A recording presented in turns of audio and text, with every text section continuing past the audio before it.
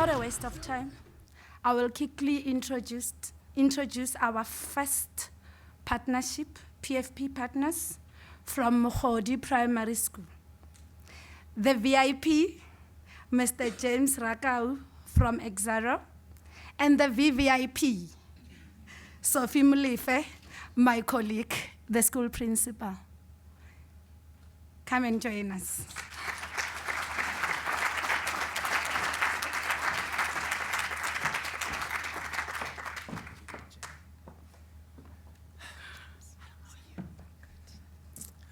Good evening, ladies and gentlemen.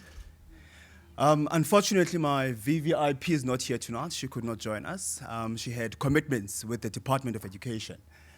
By the means of introduction, my name is James Ramakau. I am from Exaro Resources. And my partner is Sophie Molefe, the school principal at Molefe Primary School. An interesting partnership we have had in the past year. And me and Sophie actually are from Sebokeng in the Vaal Triangle. The school was founded in 1982, the year that I was born. And Sophie grew up a street away from the school.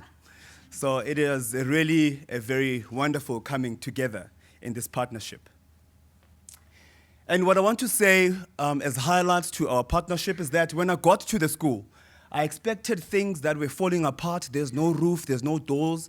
But I must say, I found certain things that are working quite well. And the school was quite clean, as you can see, well maintained, though it is an old school, almost 33 years old now. And you can see that the parking lot is rather not shabby as well, that the teachers, can afford to drive some beautiful cars.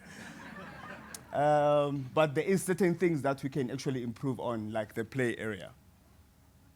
Some of the highlights is we had our first grade R graduation in the previous year, in 2015, and it was really wonderful to see these little ones actually starting their grade 1 this year in 2016. So to see this transformation of the little ones into the formal schooling system. To tell you a little bit about Molefe Primary School, firstly I must say it is a school with kids around a total number of 300. And it is an inclusive school. So what that means is that it caters for children with disabilities as well, children with learning barriers. So there is a big stigma currently in the community that in Sesotho, it actually sounds much better. They say iskolo samahlanya. What it means, it's school for the crazy kids. And it is not necessarily the case. It's actually a school that is promoting inclusiveness at a very early age. Because when you come to corporates now, we want to meet our employment equity targets, we want to meet our 2% of disabilities, but we do not promote inclusiveness at a very early age. So Molefe Primary School is one of those schools that actually promote that to include the children with disabilities at an early age. Okay, and also what is going well with Sophie's school is that she is a garden manager, that she is running a very fruitful vegetable garden in collaboration with the community, that the learners learn how to grow vegetables and the neighbors are actually benefiting as well from the harvest. And this school is fully government supported. There's no private sponsorship whatsoever. The children are getting uniforms for free from the government, as well as stationery and all the other goods. And she's got a kitchen from the government. And also she has managed to get a sponsorship from an NGO that gives her a second kitchen, that at 2 o'clock when the kids are about to go home, that they receive a meal again just before they go home so that they don't go home hungry, because when they get home, there's nothing to eat. Some of them take some of the food home to give to the grandmother or to whoever is at home.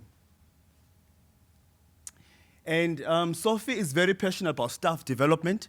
And what we have done in our partnership is we facilitated what we called a vision workshop to say, where does she want to see a school? And we workshopped the teachers and we set the vision for this school. And our vision is we would like to see Molefe Primary School as a Model C school in the township. It needs to look like a Model C town school, a Model C school, and have all the facilities. And I heard the HR director talking about the Internet of Things. We want Internet of Things alive at Molefe Primary School. All right, and what we have found in the schools is that, some of the doors were broken. Look at the chairs that the children were sitting on. And once we started our partnership, I was embarking on, preparing myself to go to Mount Kilimanjaro.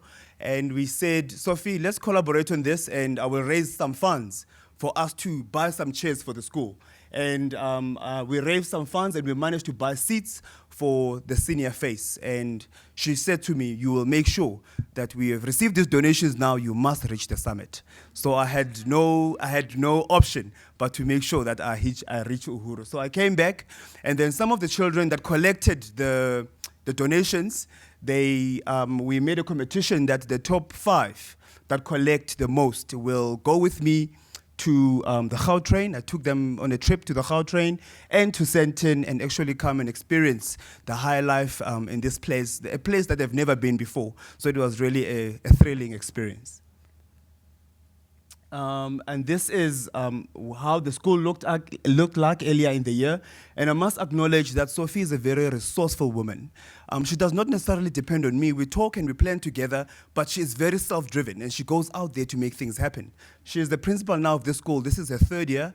And in the space that we have started our partnership, this is how she has managed to transform the school. She managed to get some donations again, I think, from Safe Parks. I think this is what they've done for her in terms of the school. And this is one of the grade learners, the grade 1 learners. This child is not, she is a mainstream learner. That's what they called. She's a mainstream learner, but with a disability. She comes to school with her grandmother, carrying her to school. And the grandmother carries her from class to class, carries her to the bathroom because she's not mobile. But she is a fully mainstream learner. This is her work, I think, in February this year. She started in January without preschooling, but she could already, start showing some progress in the school. So schools like Molefe are quite needed in our society to make sure that we promote inclusiveness. And the challenges that we have at the school, we have a computer lab, which is not functional, and we would like to bring this to a functioning mode.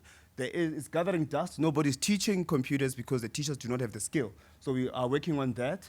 And also to just change the whole mentality about inclusive schools. That is for children with disabilities, but that parents can be able to enroll their kids to this school at Molefe.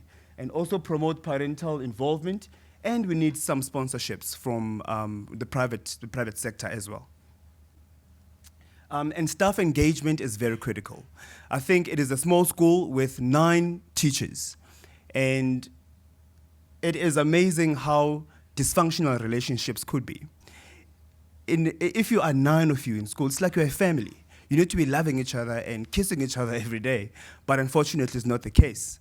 You have small cliques within the teachers themselves, and they talk down on each other.